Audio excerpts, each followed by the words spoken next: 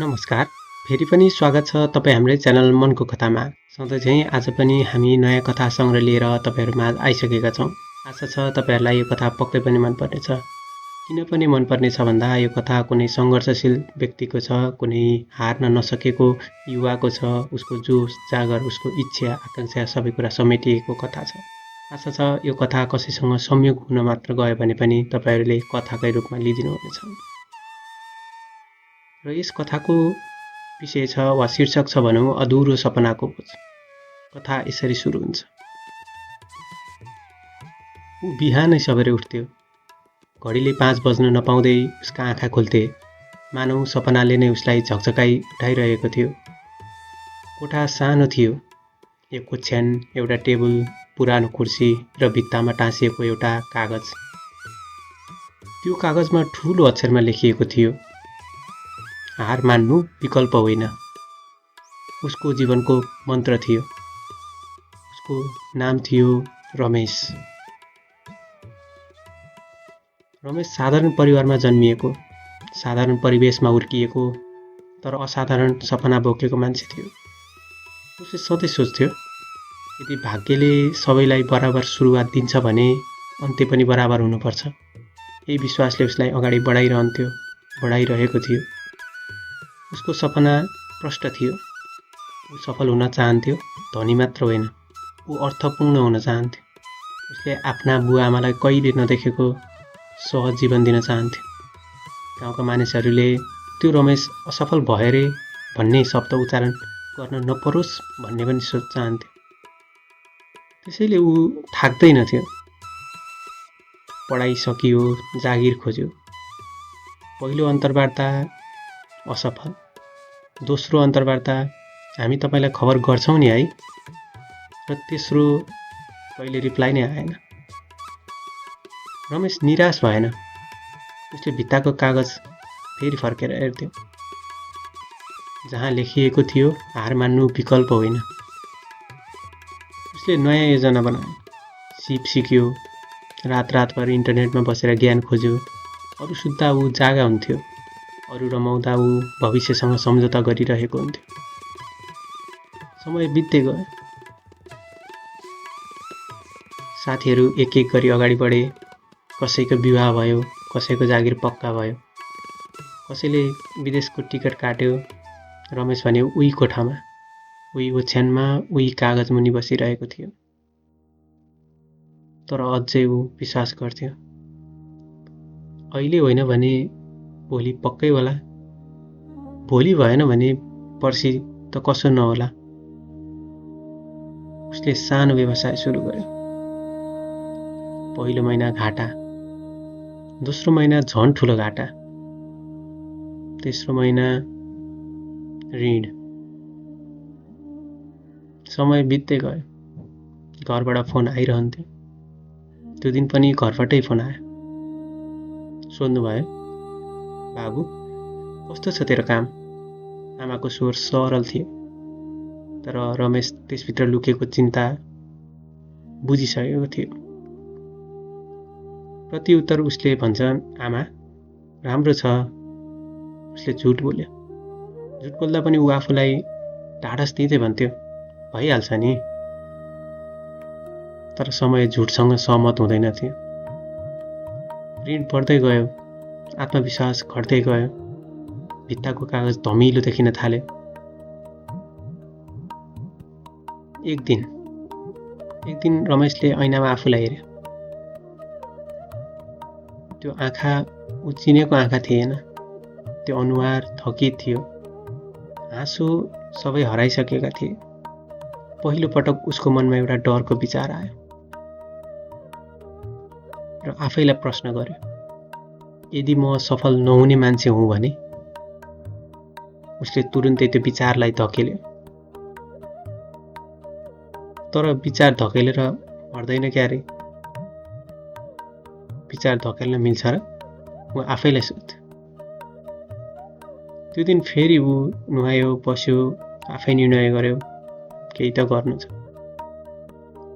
समयसँगै अन्तर्वार्ता दिँदै हिँडिरह्यो। अर्को अन्तर्वार्ता, अर्को अस्वीकृति। घर फर्किँदा ऊ लामो बाटो हिँड्यो। भिडभाडको सडक, ऊ एक्लो थियो। मानिसहरू हाँसिरहेका थिए, दौडिरहेका थिए, बाँचिरहेका थिए, बोलिरहेका थिए। लाग्थ्यो मलाई नै गिच्याइरहेका छन्। सबैको हाँसो देखेर ऊ सोच्थ्यो पनि, यत्तिका मान्छेको भिडमा म कतिपटक हाँसेँ त? के मैले हाँस्नै छोडिसकेको हो र? यस्तै यस्तै। राति उसले भित्ताको कागज फुकाल्यो, थुत्यो, फ्यालिदियो। पहिलोपटक उसले भित्ताबाट त्यो वाक्य हटायो। त्यो हटाएको दिन उसलाई कोठा अझै साँघुरो लाग्यो, सानो लाग्यो। कोठा सानो सँगसँगै उसको सपना झन् भारी बढ्दो भयो। त्यही रात रमेश लामो समयसम्म सुत्न सकेन। आँखा बन्द गर्दा असफलताको सपना देख्यो, आँखा खोल्दा भविष्य देख्दैनथ्यो। त्यही दिनबाट उसको यात्रा मोडिन थाल्यो। उज्यालोतर्फ होइन है, तर एक यस्तो अँध्यारोतर्फ जहाँ प्रयासले पनि आवाज दिन छोड्छ, त्यस ठाउँतिर मोडिँदै थियो। रमेशले भित्ताबाट फुकालेको कागज भुइँमै थियो। त्यो कागज उसले फ्याँकेको थिएन, तर फेरि टाँसेको पनि थिएन। मानौ ऊ निर्णयमै अड्किएको थियो, न पूर्ण रूपमा छोड्न सकेको, न समातिराख्न चाहेको। बिहान ढिलो भयो। पहिले जसरी 5 बजे आँखा खुल्दैनथ्यो। घडीले 8 बजाएको थियो। ऊ ओछ्यानमै थियो। मोबाइलमा आएका 2वटा मिस कल पनि थिए, जुन घरबाट थियो। उसले फोन उठाएन। पहिलो फोन नउठाएको उसलाई अपराध बोध हुन्थ्यो, ढाँटेको लाग्थ्यो, नसकेको लाग्थ्यो। तर आज उसलाई केही फरक परेन। उसले केही सोचेन।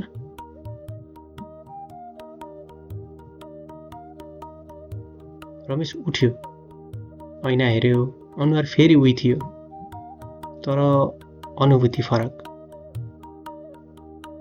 तर आफूलाई ऊ असफल ठान्न थालेको थिएन। ऊ आफूलाई थाकेको मात्र सोच्न थालेको थियो, आफूलाई गलेको सोच्थ्यो। उसलाई थाहा पनि थियो थकान सबैभन्दा खतरनाक हुन्छ, किनकि थाकेको मान्छे न रुन्छ न चिच्याउँछ, ऊ त केवल चुप लाग्छ। जस्तै नसामा मान्छे के गर्छन्। त्यो दिन रमेश कुनै योजना बिना घरबाट निस्कियो। न अन्तर्वार्ता थियो, न कसैसँग भेटघाट। ऊ बस हिँड्नको लागि निस्कियो। ऊ बस निस्किनको लागि निस्कियो।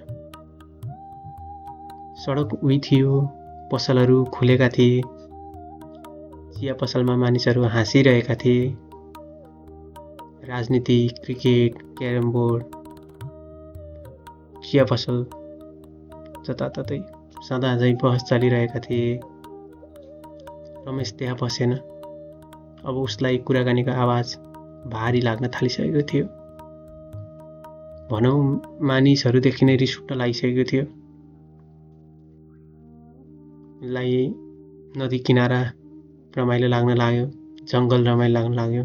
ऊ नदी किनाराकै बाटो रोज्दै गयो। नदीमा हेऱ्यो, नदी बगिरहेको थियो। सोच्यो, यो त कहिल्यै थाक्दैन, नदी त कहिल्यै रोकिँदैन। रमेश लामो समय नदीतिर हेरिरह्यो। पानीले केही भन्दैनथ्यो, तर त्यही पानीले धेरै कुरा बोकिरहेको थियो। उसलाई त्यही खोला पाठ बन्यो। छिनमै सोच्थ्यो, नदीसँगै बगेर जान पाए कस्तो हुन्थ्यो होला। आफूलाई प्रश्न गर्थ्यो। पहिले उसलाई यस्तो विचार आउँदैनथ्यो। आउँदा पनि आफूलाई हप्काउँथ्यो, सम्हाल्थ्यो। आज उसले हप्काएन। त्यही सोचमा ऊ खुसी भयो। सँगै बगेर जान पाए कस्तो हुन्थ्यो होला। ऊ फर्कियो, खोला किनाराबाट ऊ फर्किएर आफ्नो कोठातिर अगाडि बढ्यो। कोठा सुनसान लाग्यो। ओछ्यानमा बसेर उसले पुराना कागजहरू पल्टायो। सिभी, रिजेक्सन लेटरहरू, इमेलहरू, ऋणको हिसाब, सबै कुरा पल्टायो। हेऱ्यो, फर्किएर हेऱ्यो। सबै कागजमा एउटै कुरा लेखिएको जस्तो लाग्यो, जुन पर्याप्त भएन, जुन पुगेकै थिएन। रमेशले मोबाइल उठायो, साथीहरूको स्ट्याटस देख्यो। नयाँ अफिस, नयाँ गाडी, बच्चाको फोटो। उसले स्क्रिन बन्द गर्यो। स्क्रिन बन्द गर्यो, तर त्यहाँ ईर्ष्या थिएन, रिस थिएन, डाहा थिएन, घृणा पनि थिएन। तर थियो त केवल एउटा भारी प्रश्न थियो। म कहाँ चुकेँ? म कहाँ गलत भएँ? म कहाँ ढिलो भएँ? लामो प्रयासपछि फेरि आमाको कल आयो। राति आमाले फोन गर्नुभयो। यसपटक उसले उठायो। आमाले हतार हतार सोध्नुभयो, बाबु खाना खाइस्? आमाको प्रश्न सधैँ उही हुन्थ्यो। खाएँ, रमेशले भन्यो। यद्यपि ऊ भोकै थियो। थाकेको जस्तो सुनिन्छस् नि बाबु, आमाले सोधिन्। रमेश केही बेर चुप लाग्यो। उसलाई पहिलो पटक लाग्यो यदि उसले सबै कुरा भनिदियो भने सायद हल्का हुन्छ कि। तर आमा सामु शब्दहरू निस्किनै सकेनन्। काम अलि धेरै भएर होला। उसले आमालाई छोटो उत्तर दियो। आमाले पनि छोटै उत्तरमा फोन राखिदिनु भयो। फोन काटिएपछि रमेश लामो समयसम्म मोबाइल हातमै समातेर बसिरह्यो, जहाँ उसले झुटो बोलेको पनि थिएन र सत्य बोलेको पनि थिएन। दिनहरू यस्तै हुन थाले। ऊ प्रयास गर्थ्यो तर मन बिना, आवेदन पठाउँथ्यो तर आशा बिना, बिहान उठ्थ्यो तर उद्देश्य बिना। एक दिन उसले आफ्ना कागजहरू मिलाउँदै गर्दा एउटा पुरानो नोटबुक भेट्यो। त्यहाँ उसले धेरै वर्ष अघि लेखिएको थियो, सपना, लक्ष्य र योजना। पहिलो पृष्ठभूमिमा लेखिएको थियो, म हार मान्दिनँ। रमेशले त्यो पृष्ठ धेरै बेर हेऱ्यो। उसले त्यो वाक्य काटेन। पढ्यो, आफै पढ्यो, मनमा नै पढ्यो, तर पाना बन्द गर्यो। अब उसले भविष्यको कल्पना गर्न छोड्न थालेको थियो, जुन कल्पनाले उसलाई दुःख दिइरहेको थियो। ऊ मानिसहरूसँग कम बोल्न थाल्यो। आफ्नो आवाज उसलाई अपरिचित लाग्न थाल्यो।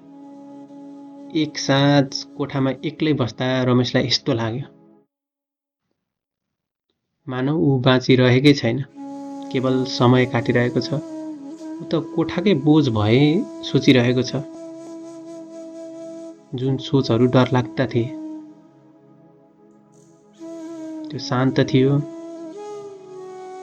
त्यो शान्तले उसलाई झन् डर देखाइरहेको थियो, तानिरहेको थियो, डोराइरहेको थियो, उक्साहट गुम्साहटमा लगिरहेको थियो।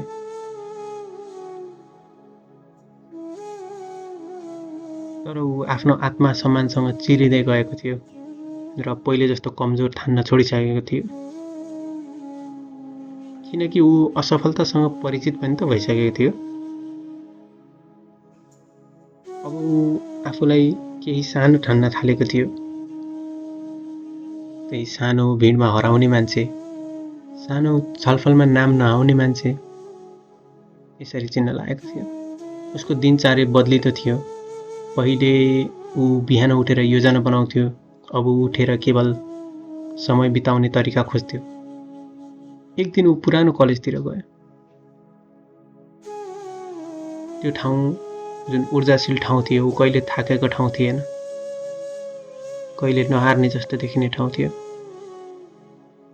क्यान्टिन अझै उही थियो, कुर्सीहरू उही, भित्ता उही, भित्तामा रङ्गिएका पोस्टरहरू उही, तर रमेश उही थिएन। क्यान्टिनको कुनामा बसेर उसले विद्यार्थीहरूलाई हेऱ्यो। उसले विद्यार्थी देखेन। यहाँ उत्साह देख्यो, हाँसो, झगडा, सपना, उनीहरूको भविष्यको बारेको कुरा गरिरहेको देख्यो। रमेशले महसुस गर्यो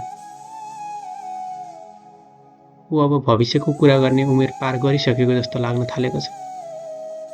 त्यही हल्ला माझ कतैबाट उसलाई कसैले उसको नामले बोलायो। रमेश। ऊ फरक फर्कियो।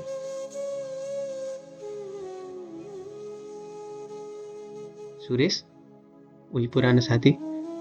उज्जवल अनुहार, औपचारिक लुगा, आत्मविश्वासले भरिएको स्वर उसलाई बोलाइरहेको थियो।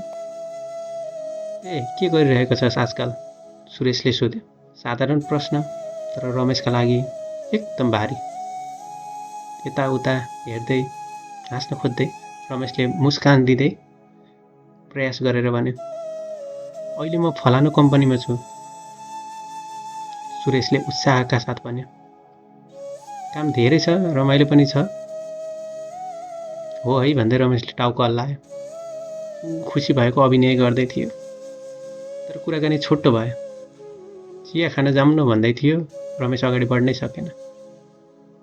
दुवैजनाले बुझिसकेका थिए उनीहरू अब एउटै यात्रामा छैनन्। सुरेश गइसकेपछि रमेश लामो समय त्यहीँ बसिरह्यो। उसले सोच्यो, म पनि त यतैबाट सुरु गरेको थिएँ। ऊ पनि त मेरै साथी हो। गुरु एउटै थिए। निस्किने गेट एउटै, पढ्न आउने गेट एउटै, भारी हुई, किताब हुई, सबै हुई। तर भाग्य किन यस्तो? तर त्यो सोचले हौसला दिएन। तर त्यो सोचले केवल दियो त दूरी। सँगैको साथी माझ दूरी थिए।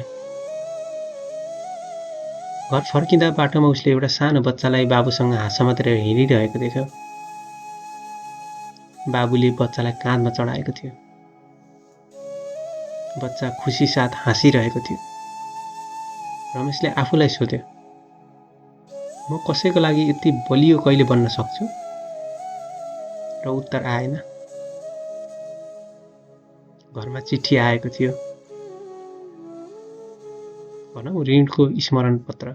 कागज सानो थियो, तर धेरै बोजिलो, निकै भारी। उसले चिठी तह लगाएर दराजमा राख्यो। अब ऊ समस्या सुल्झाउने होइन, थन्काउने बानी बसाल्दै थियो। आमाको फोन फेरि आयो। यसपटक स्वरमा अलिक कडाइ थियो। ए रमेश, घर आउनु पर्दैन र? आमाले सोधिन्। रमेश चुप लाग्यो।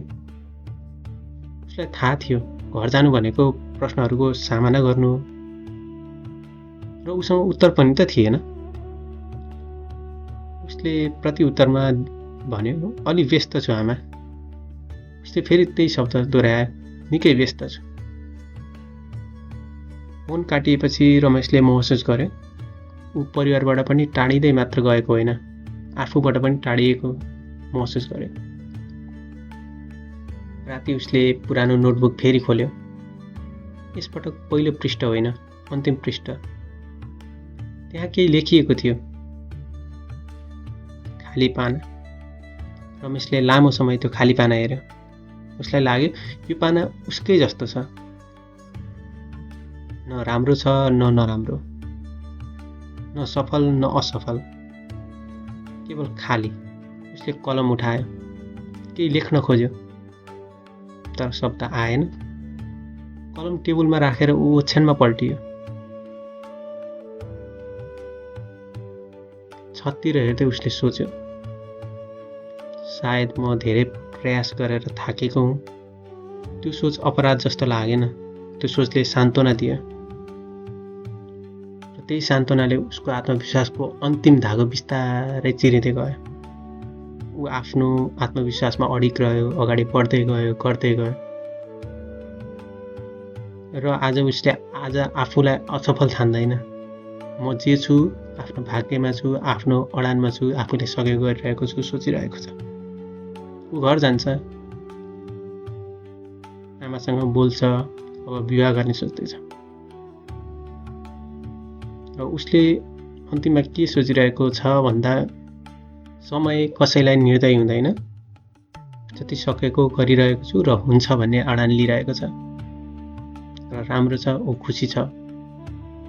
ऊ भन्दै हिँड्छ, साथीहरू भेट्छ र भन्छ म खुसी छु। कथा यसरी समाप्त हुन्छ। आशा छ तपाईहरुलाई यो कथा संग्रह पक्कै पनि मनपर्ने छ। यो कथा निकै नै ऊर्जाशील थियो, कसैको जीवनमा ऊर्जा थपिदिने काम पनि गर्नेछ। र यस कथा सुनेर आफूलाई कस्तो लाग्छ, हजुरलाई लागेको प्रतिक्रिया पक्कै पनि कमेन्ट मार्फत दिन सक्नुहुनेछ। र तपाईहरुसँग पनि कुनै एउटा कथा संग्रह, आफ्नो जीवनमा घटेको घटनाहरू र कुनै रहेको लेखहरू छ भने तपाईले हाम्रो जिमेल मार्फत पक्कै पनि पठाउन सक्नुहुनेछ। र हाम्रो जिमेल हामीले हाम्रो बायोमा राखिदिएका छौं। र यति भन्दै आजको कार्यक्रमबाट बिदा चाहन्छु। हस्त नमस्ते।